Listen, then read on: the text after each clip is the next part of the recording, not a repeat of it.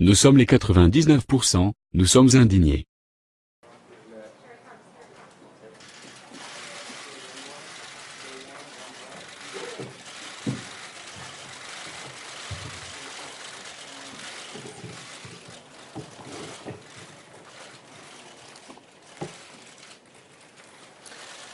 Good afternoon. Welcome. Je suppose que vous avez tous pris connaissance des documents qui vous ont été distribués il y a 1 heure par mon secrétaire. Je voudrais souligner de nouveau que cette conférence de presse est demandée par moi personnellement. Je n'ai pas l'autorisation du fonds, et même si les personnalités participantes dans son management seront concernées, l'institution elle-même ne sera pas concernée.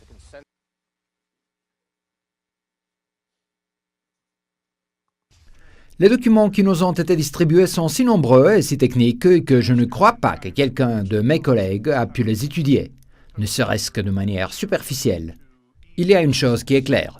Toutefois, tous les documents vous démasquent, vous personnellement, ainsi que des dizaines de nos financiers les plus éminents vous accusant de manipulation sans précédent, aussi bien vous que certains de nos politiciens et des politiciens étrangers, d'une ingérence dans les affaires intérieures de plusieurs pays, de coups d'État et de fraudes flagrantes impliquant des sommes énormes.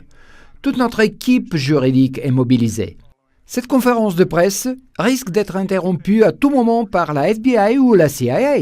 Voilà pourquoi je vous prie de confirmer que ces documents sont authentiques et d'expliquer à qui est due cette confession inexplicable. Oui, je confirme tout ça. Ce qui plus est, la SEC, les ministères de chacun des pays concernés, ainsi que la Commission européenne et les commissions de l'ONU, avaient déjà reçu des copies légalisées de ces documents officiels. Ce sont des preuves irréfutables de notre participation active dans les cataclysmes. Pardon, monsieur, mais est-ce que vous vous rendez compte de ce que vous faites? Ceci a l'air d'être un complot des Chinois? Non. En ce moment, des conférences de presse très similaires ont lieu à Shanghai avec Dong Wenbiao de la Banque de Chine et en Russie avec le oligarque financier d'Alpha Group, Michael Friedman. C'est ça qui explique l'heure inhabituelle de cette conférence de presse. Ils voulaient qu'elles aient lieu toutes en même temps. Tout le monde est devenu fou. C'est un virus terrible de répenti qui a atteint toute l'élite mondiale, c'est ça? Ouais, c'est Yarost, le virus de la vérité. Mais croyez-moi, nous avons très envie de vivre. Donc c'est une sorte de chantage. C'est quoi Yarost? C'est un mot slave qui veut dire rage. Mais ce n'a pas d'importance.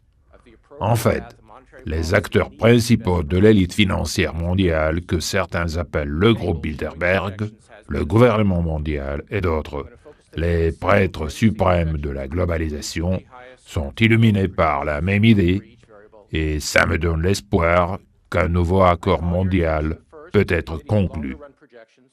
À l'initiative de certaines personnes qui donnent des interviews en ce moment, nous avons préparé le texte préliminaire visant le changement du système des valeurs mondiales.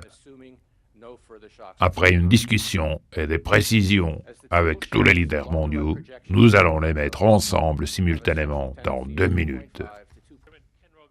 Un nouveau système de valeurs de quel genre? Vous dites que vous l'avez coordonné avec des leaders. Pourquoi alors les politiciens de presque tous les partis n'arrêtent pas d'appeler notre rédaction? Ils sont devenus fous. Je dis des leaders, non pas de marionnettes. Les hauts politiciens des États-Unis, mais aussi en Europe, sont plus soucieux des intérêts de leurs sponsors généreux que de leurs électeurs. Dans le monde aujourd'hui, ceux qui prenaient les vraies décisions sont peu.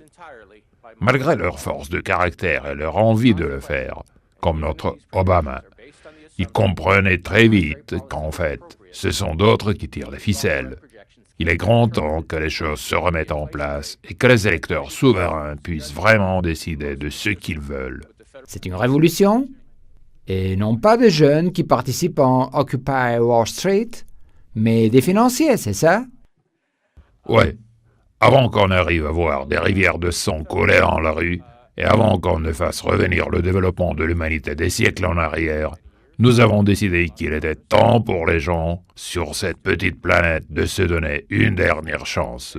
Êtes-vous sûr que vous ne parlez pas et n'agissez pas sous la menace? Quand vous comprenez le sens assez complexe du mot slave Yarost, vous trouverez la réponse à votre question. Aucune richesse et aucun privilège ne peuvent justifier la destruction de l'avenir de nos enfants et de nos petits-enfants. Nous leur devons au moins la foi et l'espoir que nous ont laissé nos pères. Mais il est temps. Mettez en marche le projecteur, s'il vous plaît. Premièrement, la paix de l'âme qui comprend tout qui contribue ou pas. Deuxièmement, le milieu environnant et notre empreinte sur lui. Troisièmement, le plaisir d'une action ou d'une inaction, du travail, de la maternité, de la retraite, du chômage, etc. Quatrièmement, l'état financier personnel et public, l'unique des critères actuels.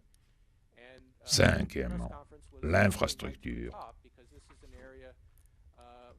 Sixièmement, l'acceptation, ou pas, du pouvoir militaire existant et le sentiment de sécurité devant une agression possible.